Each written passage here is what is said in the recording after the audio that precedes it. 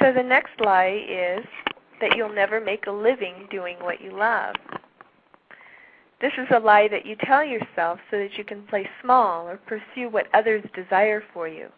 And this comes from a fear of not having your basic needs met.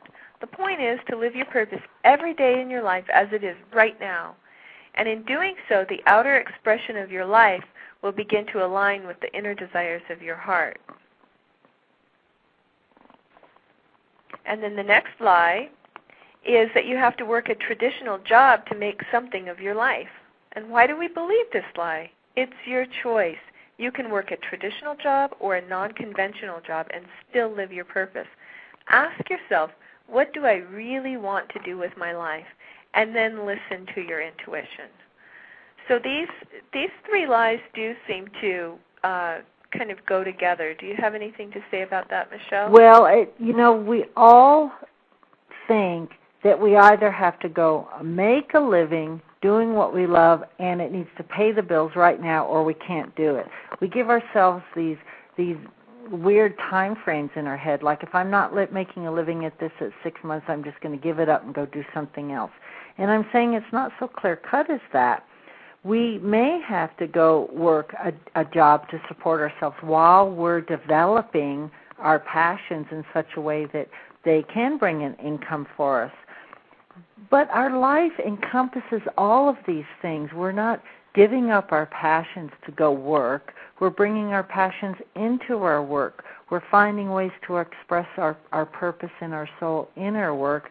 And at the same time, we're developing the skill sets, the interests, and the contacts, and whatever else we need to develop, that if we choose to also make income from our passions, that is being developed along the way.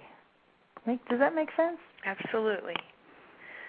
So the next lie is, my dream is too silly. People will think I'm irresponsible if I pursue it. And the truth is that you're irresponsible for not pursuing it. The truth is that when you're deeply connected with your purpose and you have clarity, it won't matter to you what anyone else thinks. You'll tell yourself it's silly in order to minimize how important it is to your soul and to justify your lack of commitment. And then the next lie is, if I just follow my passion, I'll be living my purpose. So just as a career is a container, your passions are also containers for living your purpose. For most people, following their passion is engaging in a specific activity like dancing or oil painting, when actually it's the energy underneath the activity that is their purpose.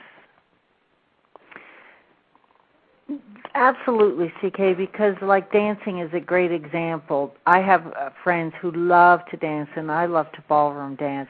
But obviously ballroom dancing isn't my purpose, but it is a passion. One of the threads that pulls it together, though, is movement of body. I love yoga. I love dancing. I love hiking. And so how do those things energize me and help me connect in with my soul to express? I find that when I'm doing these things, I am expressing just by being. I feel like I'm more connected to my purpose.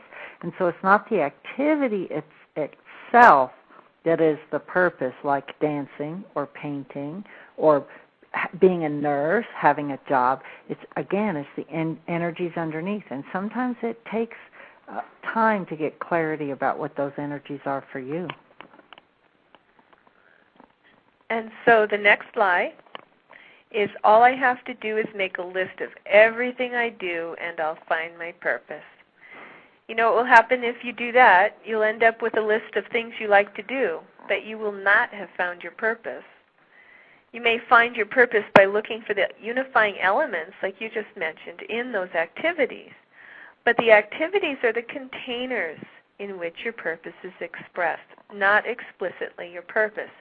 So in a sense, it's true that you'll find your purpose, but it will be found in the answer to the question, what is it about this activity that I love? And the next lie is, it will be hard and include a lot of struggle. So this is a lie that you tell yourself so you don't have to do what it takes. In this lie, you're allowing your fear to lead the way. And the truth is that there may be elements of it that are difficult, and most likely you'll be learning new skills and stepping out of your comfort zone. And this often feels challenging. However, when you're tapped into your purpose, then you are willing to step through your fears. And sometimes anxiety and fear and excitement can have the same qualities, emotional qualities, and it's difficult for us always to figure out what's what. And so, for instance, for me, stepping out on stage is very anxiety-ridden and full of fear, and yet I know that I really love to do it, and so there's a big sense of excitement, and all of that intermingled makes it sometimes difficult to figure out when it's excitement and when it's fear.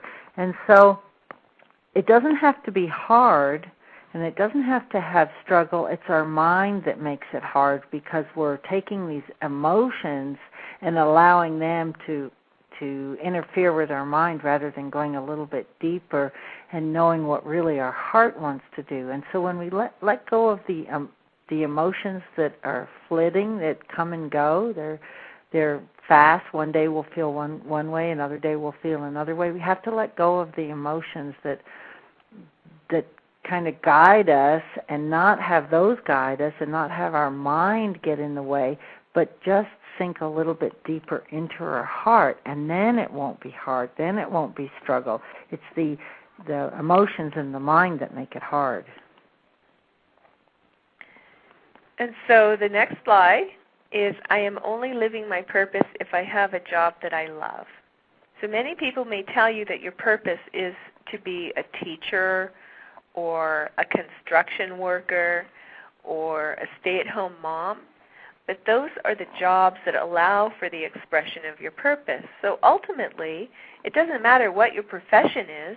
The key is to find what it is about the job that invigorates you. What about it do you love? Why do you want that position? How do you imagine you'll feel when you have that dream job?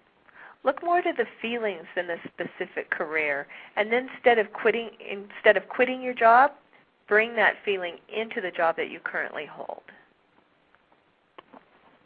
So lies inhibit you from following your dreams. They keep you stuck in dead-end jobs, and they're the fertilizer of unhappy, passionless lives. Now, maybe it's true that you'll never make a living by following your heart, but that doesn't mean to give up the activities that invigorate you. As we learn to follow our heart, we become aware of opportunities that are presenting themselves continuously.